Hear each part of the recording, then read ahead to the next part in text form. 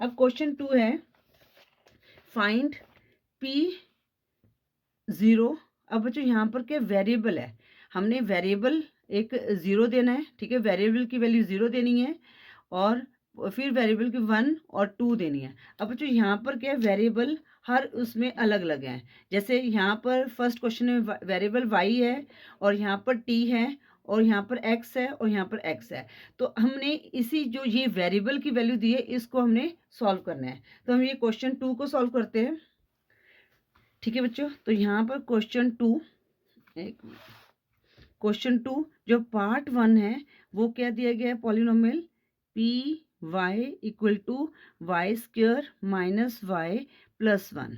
It mean जो पहला हमारे पास है पॉलिनोमियल क्या दिया गया बच्चों, p0 दिया गया है, ठीक है। तो p0 हमने क्या करना है, y की जगह 0 लिख देना है और यहाँ पर वाई स्क्वायर है तो 0 का स्क्वायर माइनस 0 प्लस 1।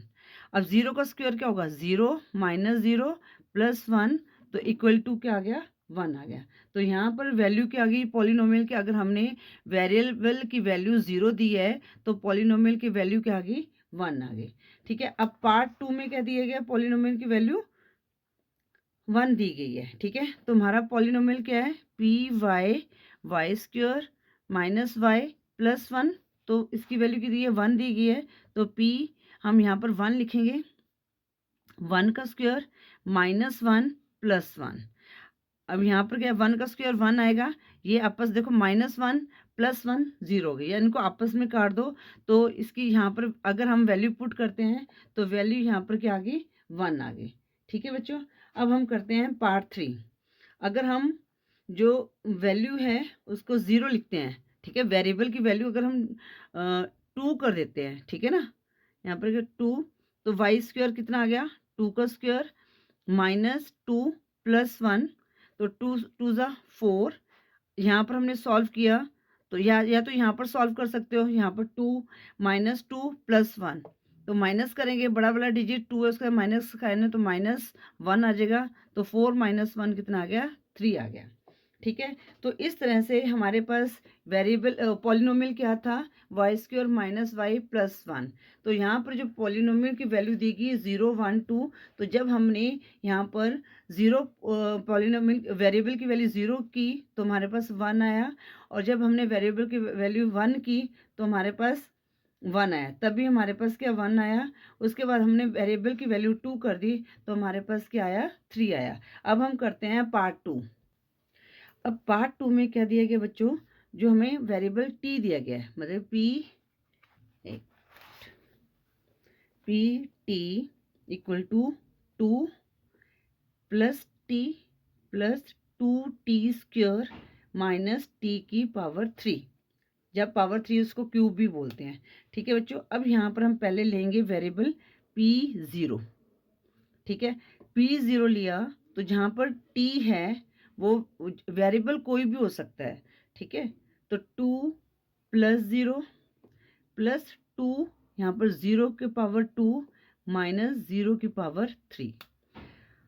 अब यहाँ पर 2, अब ये प्लस 0 लिखने की जरूरत नहीं है, प्लस 2, अब 0 का स्क्वायर कितना होगा, 0 हुआ, माइनस 0 का क्यूब 0 आ गया, तो 2, अब प्लस, अब 2 को 0 से मल्टीप्लाई किया, 0 माइनस 0, तो यहाँ पर जब हमने वैल्यू 0 लिखी तो इस जो पॉलिनोमियल की वैल्यू क्या आ गई, 2 आ गई, ठीक है। अब हम करते हैं पार्ट 2। पार्ट 2 में क्या दिया गया है, p की वैल्यू 1, तो p की वैल्यू 1, ठीक है। तो पहले हम इसको लिख लेते हैं, 2 plus t plus 2t square minus T cube, ठीक है।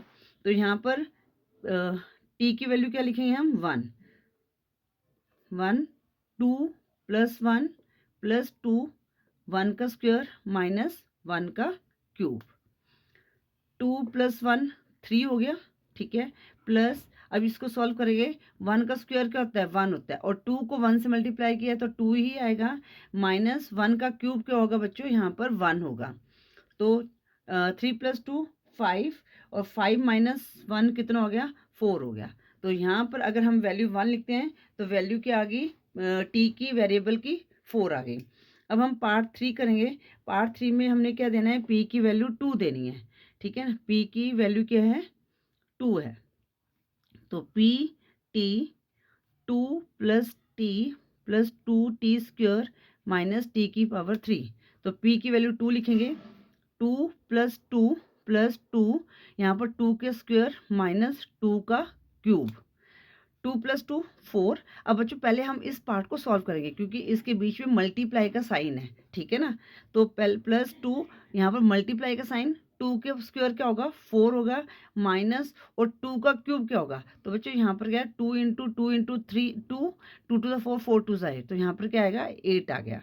अभी हम इस वाले पार्ट को सॉल्व करेंगे, मल्टीप्लिकेशन को, 4 प्लस 4 टू ज़ 8 माइनस 8। अब ये दोनों आपस में कट गए क्योंकि एक प्लस का है एक माइनस का है, तो वैल्यू क्या आ गई 4 आ गई। तो ये हमारा आंसर आ गया, ठीक है बच्चों।